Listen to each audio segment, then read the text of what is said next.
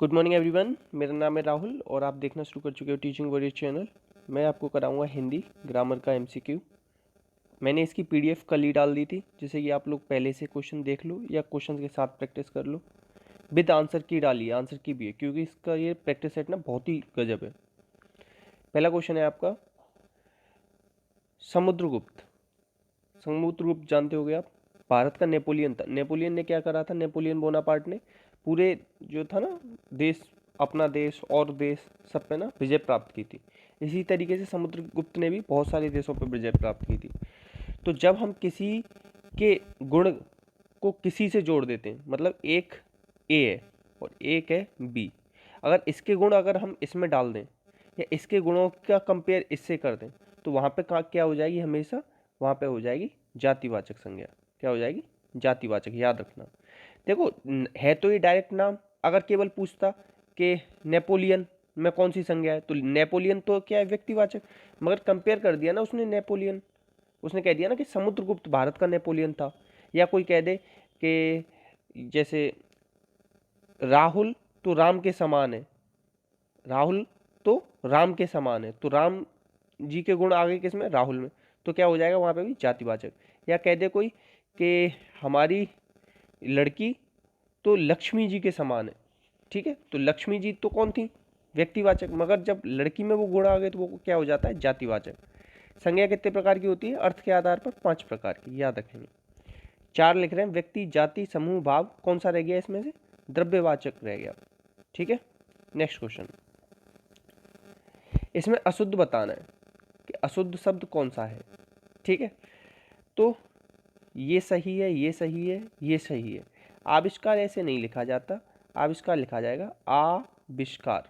कभी कभी ना इस तरीके के क्वेश्चन आए तो क्वेश्चन के शब्दों को मतलब देखना मत, अपने आप लिख के देखना, अपने आप निकल जाएगा। छतरी सही है, छतरी में ना छोटी ई की मात्रा लगेगी। अब देखो ये आषाढ़, आषाढ़, ये शुद्ध लिखना सीख लेना। ये अशुद्ध इस तरीके से आएगा, मगर ये शुद्ध कैसे लिखना? आषाढ़, ठीक है। ये वाला ड़ा बनेगा, ठीक है। एक में एक मात्रा आएगी क्योंकि बड़ी ये है, ठीक है, याद रखना। तो आंसर क्या हो जाएगा आपका? डी। डी वाला शुद्ध था। नेक्स्ट क्वेश्चन, जो एक का है ना, ये क्या है? का व्यंजन है। क्या है? व्यंजन है।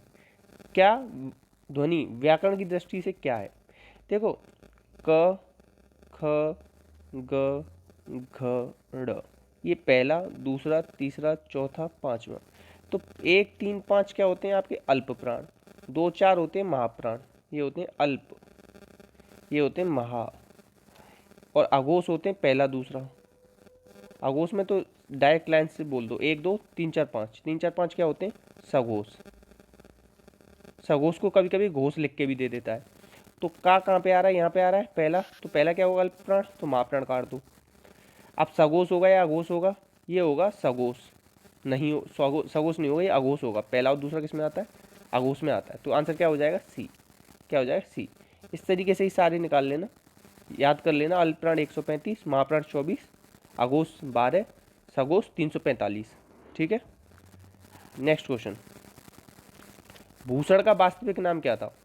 देखो, भूषण, ये दो बहुत ज़्यादा पूछे जाते हैं, भूषण और बिहारी जी।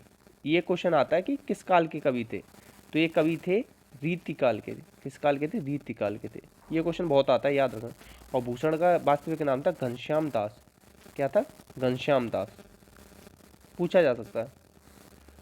देखो, अंततो गत्वा, अंततो गत्वा का संधि विच्छेद पूछ रहा है।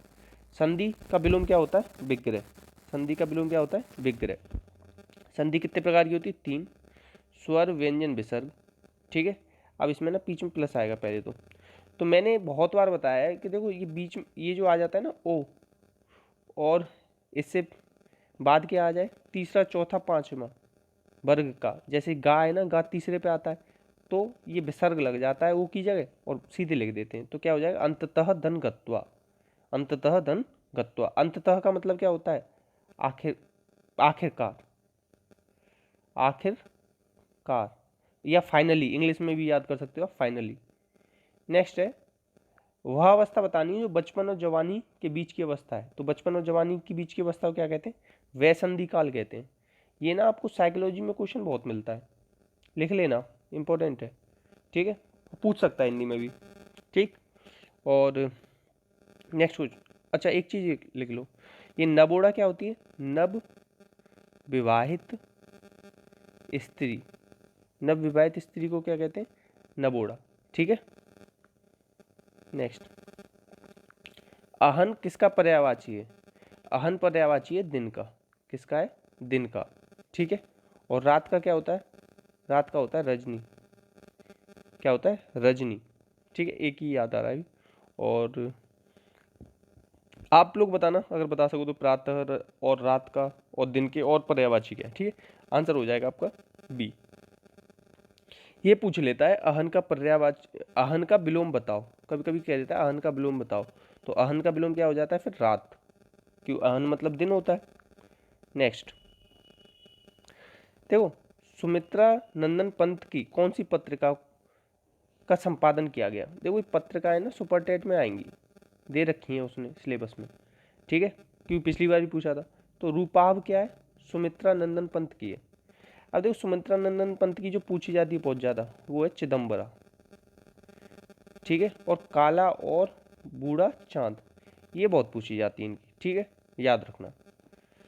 और प्रतीक किसकी है? अज्ञे जी की है, ठीक है।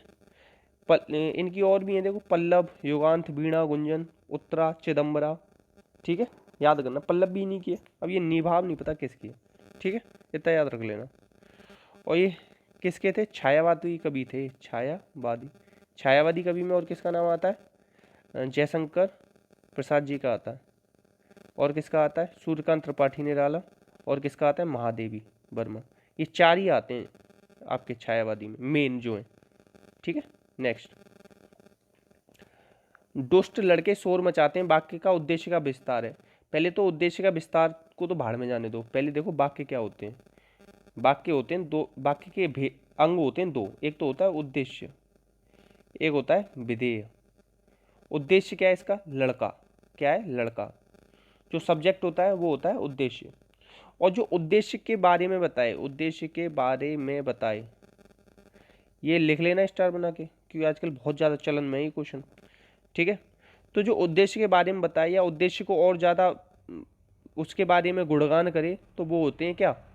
उद्देश्य के विस्तार। तो यहाँ क्या हो जाएगा? दुष्ट, दुष्टता क्या है इसका? उद्देश्य का विस्तार। तो लड़के के बारे में और ज़्यादा क्या बताया जा रहा है? दुष्ट लड़के। तो आंसर क्या हो जाएगा उसमें? उद्देश्य का विस्तार क्या हो जाएगा? दुष्ट। ये क्वेश्चन ना आपको लाखों की भीड़ से अलग कर देगा, क्योंकि बहुत ही 1-आधी% लोग होते हैं जो ऐसे क्वेश्चनों को करते हैं। और उन्हीं लोगों का देखो, खुद ही देख लो, 1 लाख वैकेंसी आती है और सिलेक्शन कितने लोगों का हो रहा है? 1000 लोगों का। नेक्स्ट क्वेश्चन, लाघव का विपरीतार्थक बताना है, मतलब विलोम बताना है। तो देखो लाघव ना चिन्ह भी होता है, क्या होता है? चिन्ह भी होता है, ठीक है। लाघव चिन्ह कैसे लगाते हैं? जैसे ये होता है ना डॉक्टर, आगे ये जीरो बना देते हैं छोटी सी, या इंजीनियर, ये जो जीरो बना देते हैं, तो इसे कहते हैं लाघव चिन्ह। तो लाघव का क्या हो जाए? लाघव मतलब होता है किसी चीज़ का संकुचन करना, तो इसका हो जाएगा विस्तार, ठीक है। लाघव मतलब होगा छोटा करना, ऐसे भी समझ सकते हो। आंसर क्या हो जाएगा? ए। नेक्स्ट है, जानवी का पर्याय क्या है? तो जानवी का पर्याय होता है मंदाकिनी, सुर, सुता, ठीक है। और त्रिपथगा, त्रिपथगा, ठीक है। और बाकी गंगा जी के पर, गंगा तो है ये। और इतने ही याद रख लो। भार्या किसका होता है ये याद कर लो, पत्नी का, बहुत पूछा जाता है। रश्मि और कुमुदनी के लिख के बताना अगर आप पे आते हो, तो आंसर हो जाएगा डी।